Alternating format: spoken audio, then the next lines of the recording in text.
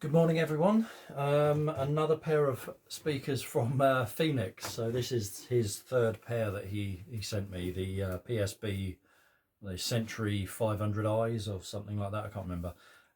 His KEF 104s, and now it's the turn of the KEF Cadenzas. I've had a pair of these, only one pair, but donkey's years ago. So I don't remember a huge amount about them. His 104s had a few pairs of those, and the AB version, the what's that stand for? Acoustic Butterworth version. So yeah, not had a pair of these for a long time, and so it'd be good to look into these. So yeah, before we get going on these, a quick shout out to Ned. Ned, your crossovers are on their way to Dublin. Posted them this morning for your DM4s. Ned sent me his crossovers quite a while ago, and it's been a bit tricky working out where to post them to because of customs duty and stuff like that. Originally he posted them from the USA, and posting them back there's always import duty. But yeah, they're on their way back. Ned, like me, likes his ale. Fan of London Pride, I think, as well. So yeah, all good. We've got some really nice weather at the moment, so I have to say I'm leaning more towards very cold San Miguel and cold Peroni, that sort of thing. Really nice in this weather, but yeah, can't beat a good few pints of ale. Right, so I've measured these, but only basic measurements. I've only done on axis, and I think I did horizontal. Yep, horizontal on one of them. Didn't bother with vertical or anything like that at the moment. I did do spectral decay as well, but I didn't save the measurements, and also I have to do that outside. Otherwise, even though I gate my measurements in my office, which is treated, it doesn't give me an accurate representation of any ringing or booming or anything like that that's going on with the speaker. So yeah, it's tricky, and with the weather like it is in Devon, it's always a difficult one. I've been chatting with our the chairman that runs the local village hall, because the village hall is massive, and I'm going to start doing hiring that once every fortnight to do my measurements, because I think given the size of the hall with a gated time window, I can probably measure down quite well to 100 hertz, which would be pretty epic really. And yeah, that'll be really good if that happens, which I'm sure it will. I'll do a video on that, which will have I'll show you my laptop that I'll be using for that, and the amplifier to drive REW through the speakers, and yeah, what I'll be doing on that. But that'll be pretty cool. Right, okay, so very different serial numbers. Probably again like the 104s, these weren't sold as matched pairs. Like I said, with the 104s, probably boxes of these in the storeroom. You went into the shop, bought a pair, and just two boxes were pulled out the storeroom, random serial numbers. They're not million miles off each other, like 20, something like that, but I'm sure it doesn't make a huge difference. So I think these are quite an early pair from probably late 60s, and yeah, they do have some issues, but the one that's working reasonably well, I'm quite liking what I'm seeing. So if we look at this one first, this is the decent one. So I'll put its on axis and phase measurement up now. As you can see from that, it's reasonable. We do have a bit of a peak, about 3.5K, and quite a dip between 5 and 6.5K, and then we rise again. That's probably not the end of the world. The sibilance that you'll get, is in that 4K, 5K area, and sometimes having that a bit dipped is not the end of the world, but you will lose some sort of attack on certain instruments and things like that there. So yeah, I'm not too sure whether that's correct or not. Here is the I did take vertical measurements. Here's the vertical measurements for this. As you can see, going at 1 meter, 10 degrees up, 20 degrees up, they stay pretty consistent, which is what you're looking for, because the off-axis really kind of dictates how they're going to interact with your room, and you really want something similar to what you're getting on axis. So yeah, that's pretty good. And then I will put in the horizontal measurements.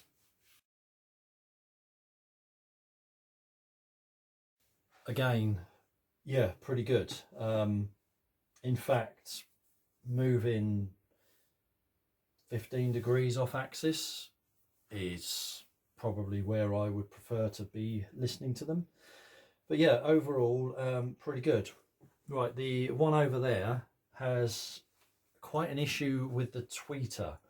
I'm hoping this is all going to be down to the crossover, because if it isn't, it doesn't really make much sense. So here is it on axis and phase.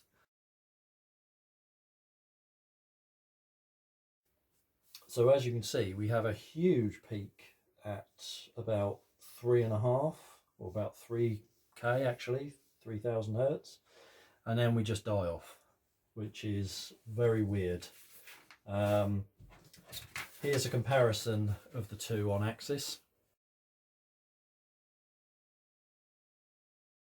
and that sort of shows you that they are in the woofer's range pretty correct, but yeah, something's very wrong with the tweeter section on that one. So that will be the one we take apart today. So what have I been asked to do? Well, obviously get them working properly, recap them, improve that if we can. Better capacitors in there. Inductors will probably stay as is, but I will likely rewire them, get the steel cable out the signal path. We have these little thumb screw binding connections where you wrap your wire around, so we'll change those for some binding posts, and they are hideously hollow, so I don't know if there's much damping material in there. Also there's cracking around the back here, so some of that is going to be from the back panel being loose. They're very light, so I don't think there's much in the way of damping material or anything like that. So let's take the covers off.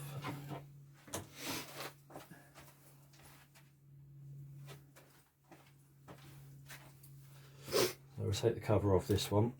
I don't know if I'm reclothing the covers on these. That one's got a rip in it.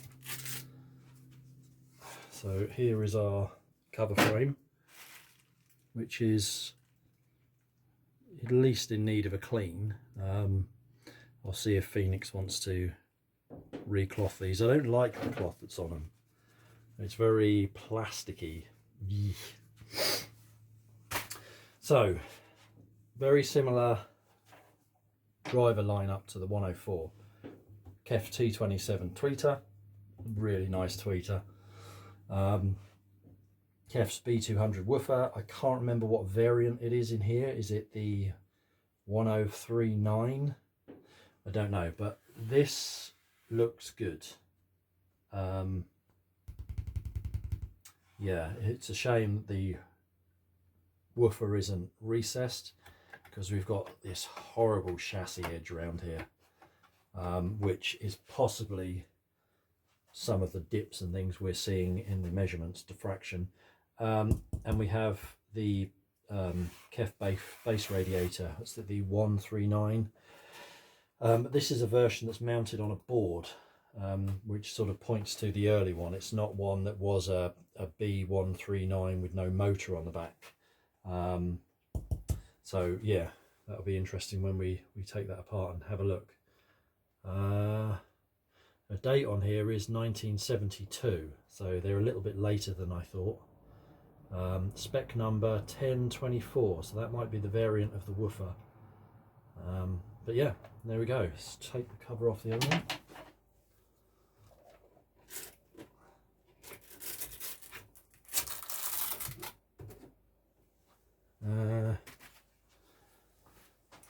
So this is, yeah, 21st of March 72, 27th of March 72. So yeah, a little bit different. 1024, I'm sure that's the variant of the woofer then. But yeah, there we go. This tweeter is dented, and this is the one with the tweeter issue, so maybe it is the tweeter.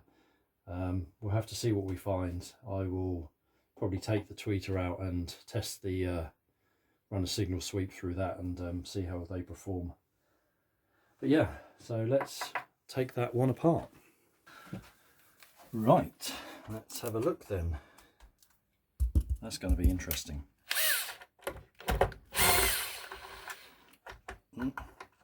Our insert's pushed down there, the T-nut, so I'll carefully try and tighten that back in. That's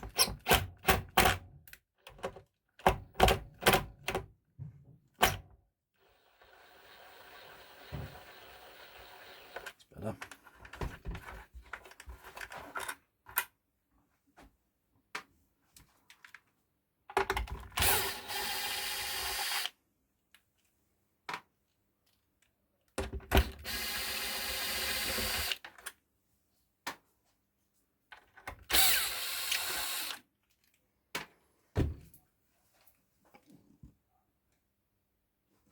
Right, let's take the woofer out.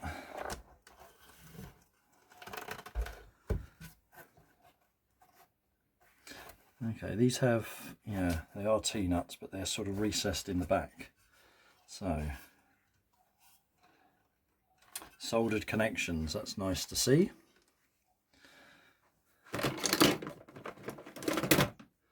we'll clip these off because I am going to rewire them.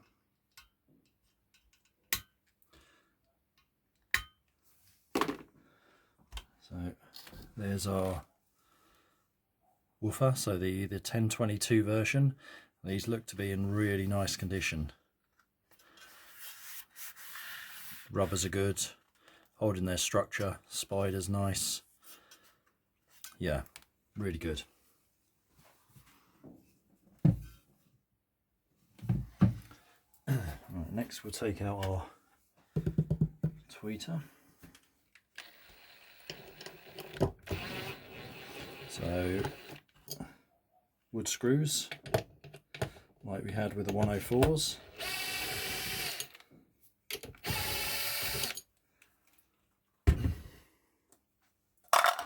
Remember your spray paint lids, keep them, keep your screws in. Okay,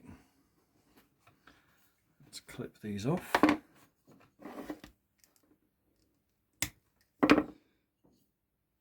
Yeah, it's quite dented. It's obviously been pushed in and pulled out a few times because it's creased up, but that won't explain why it's completely peaking and dropping.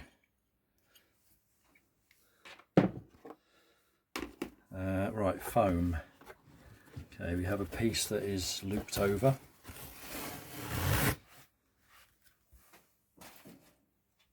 Another piece that's rolled around the back and the top.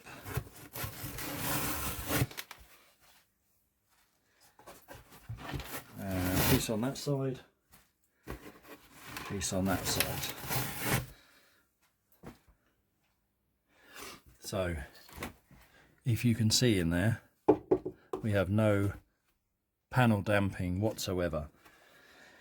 So we want to address that. The foam in there isn't going to damp these panels. It's going to heavily reduce the energy from the back of the woofer that you don't want bouncing around in here and re-energizing the cone with something out of phase will reduce standing waves in here. You know, it's an echoey box without anything to kill the sound waves, but it's not gonna control the panels. If it was glued to the panels, then yes, to a degree it would. But yeah, we need to add some panel dampening. We have a brace at the back there, and our little crossover is down the back there, and that's been fiddled with. So we might be in luck. So really big screws holding this in. It's on a big piece of foam. Right. Wow. So very different to the 137. This is probably a big piece of foam, suspension each side, so it's not a B139 with no motor on the back. So yeah, holes in the side there to release any pressure that may be built up inside when that's moving. But yeah, very different. And there is our crossover, so I'll bring you in a bit closer. Right, so there's our crossover, and well, that capacitor's just fallen off. Yeah, that one's fallen off. Right, okay. Yeah. Okay. That might have a lot to do with the problems. To try and remember what was where. I'll make a note of those before I lose it all. Right. That's funny. Right. New capacitors, but really dry solder joints. I think the screws for the binding posts are holding this in as well. We've got a resistor there as well, which looks a bit damaged. Right, I'm going to take this out and we'll have a look. Right, let's see what we got going on with our little crossover. So we have our positive coming in on this brass bolt, which would be on the back of the binding post, and our negative here. So we'll start with our positive here, come across, we come into an inductor, so we're looking at the woofer circuit first. So let's get this drawn out. So into a little iron core inductor.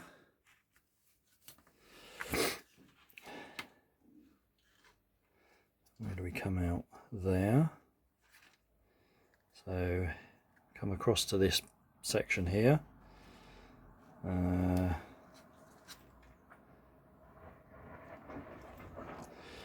So we have a resistor.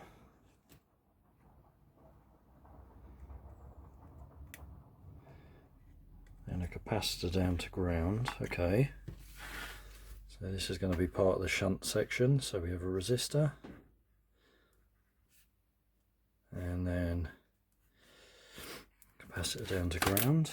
And we must carry on. We have two capacitors. Yep. So we have two, one of which goes through a resistor. Okay.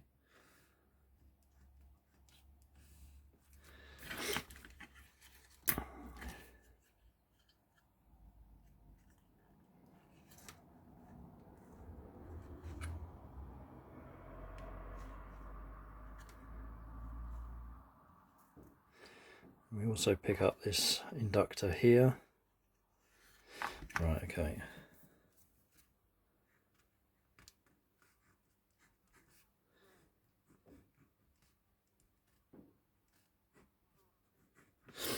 Right, so we have third order on our woofer. Fairly clever bit going on here. Okay. Right, tweeter circuit. So we follow our positive back round again to here, where we pick up our first cap, C3, and that was a 5.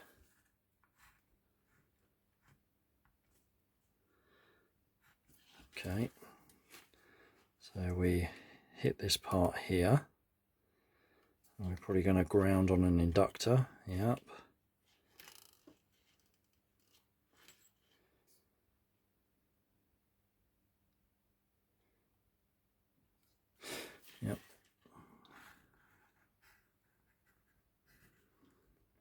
So a little inductor.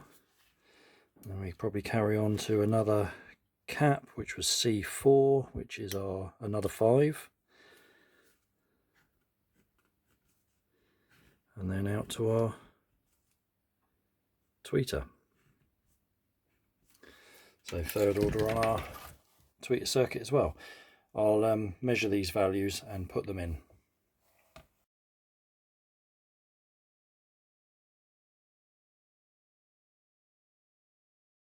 So I'm just taking the other one apart and yeah, same thing. Yeah, just everything's pinging off. Also I noticed the positive screw here has broken off and is just kind of loose, fractured on the solder there. So that's the ground, the negative. So yeah, these are all swinging in the breeze again and breaking off. So nice to find the reason for the issues in the measurements. So now we know what's going on with the crossovers. I will get back to Phoenix on those because there's a couple of options. We can refit the capacitors properly, replace that resistor. Those capacitors are new, and then the 2 5 microfarads we have on the tweeter circuit, we can replace those with something better, so that will pull out a bit more detail and clarity. Those inductors on the woofer circuit are very thin gauge iron core, given that the woofer is playing right into the mid-range. I don't know whether Phoenix wants to look to replace those to kind of upgrade these.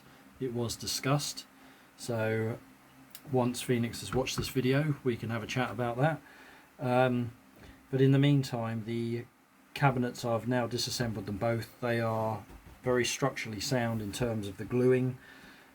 So what I'm going to do is hoover them out, and then I'm going to line them with some self-adhesive dense foam, which will take out a load of this hollowness we've got, and then when the foam goes back in it will do its job, and we'll have the cabinet more dead as well, so that will be better.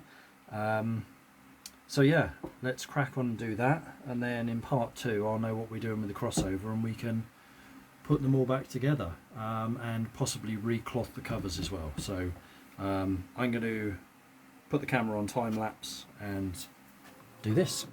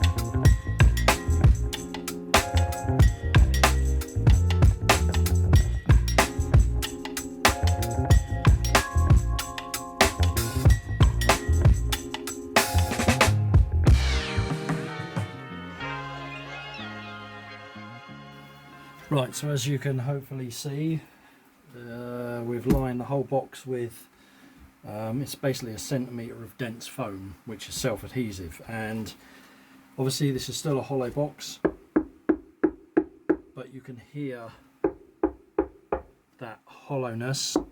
It's taken out of the panels, so when the foam is back in and the drivers are back in and this is then a sealed box, that will be quite an improvement.